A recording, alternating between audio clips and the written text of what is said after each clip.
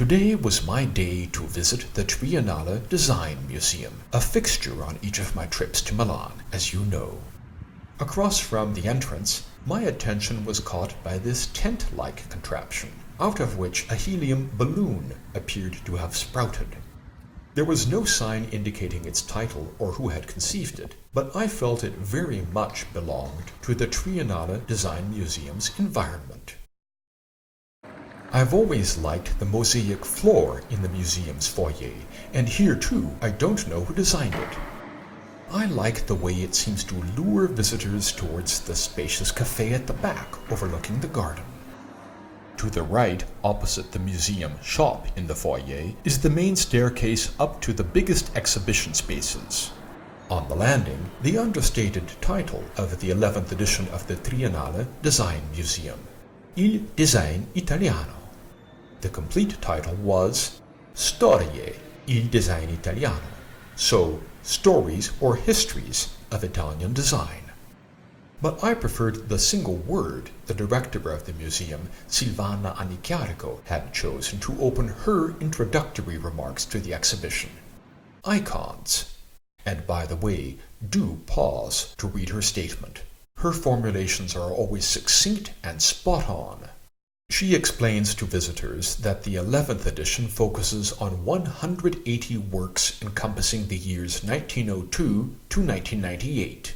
So join me for this fascinating itinerary through Italian design icons, many of which are ultra-familiar not just to Italians. Some of them you may discover are items you yourself have used, worn, ridden, or driven, and certainly cherished. Just as I discovered I was the delighted owner of a few objects on display.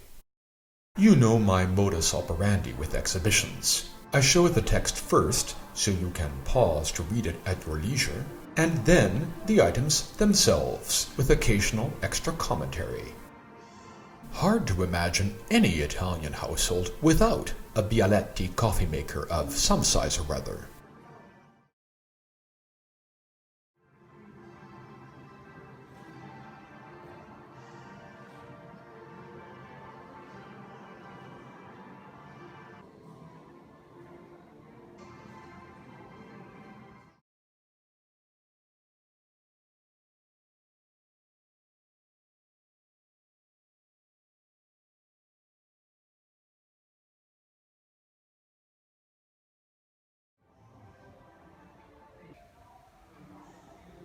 This portable Olivetti typewriter is dear to my heart. On an old but fully functioning model just like this one, I learned to type as a kid, long before the advent of personal computers.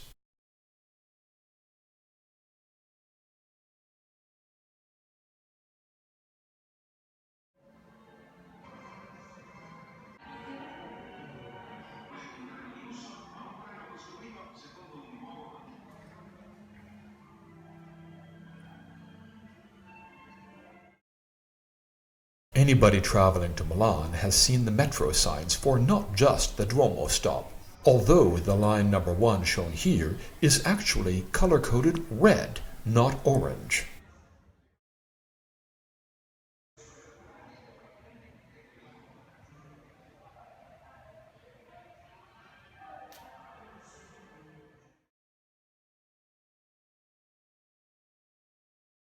I was surprised to see that Nanna Vigo's Golden Gate lamp from 1970 used an LED light, technology only otherwise in use by NASA at the time.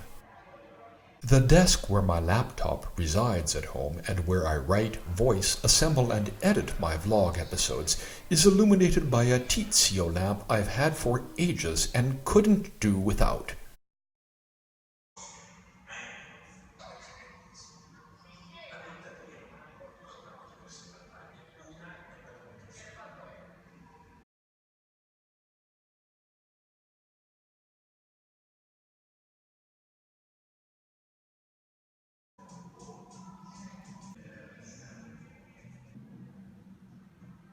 Nice to see the ghost chair again, which made an appearance in my episode 105 devoted to the exhibition Creating the Contemporary Chair at the National Gallery of Victoria in Melbourne from my 5th season, which was set in Australia. A lot of people are users of the one-machine gym Unica from the Italian global giant Technogym, a machine which is still in production 33 years after its launch.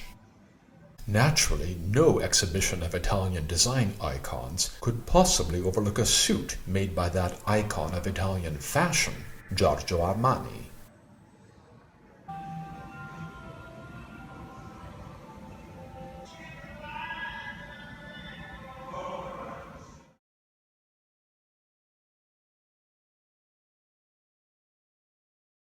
Two of my favorite objects were things to sit on. The fabulous Bombo stool, whose gas pistons I hope never go out of production and can be replaced eternally if they wear out, and the chair La Leggera.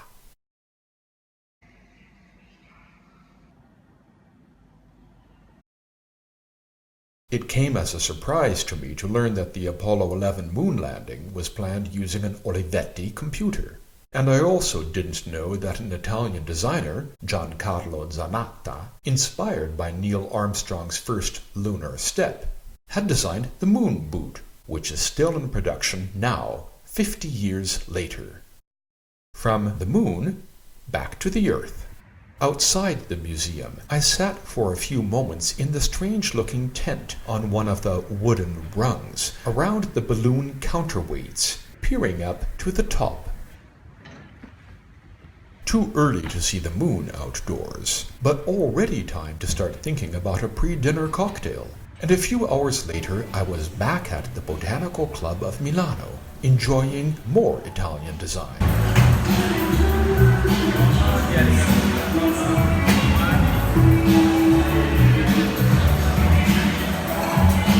This time, the Botanical Club's own Milan-produced gin, in a gin and tonic with a tonic water made for the Botanical Club. That's actually bottled in Munich, which explains the name Tonic Monaco and the German list of ingredients. I made myself go easy on the snacks served with the G&T, olives, focaccia, and hummus with sesame seed.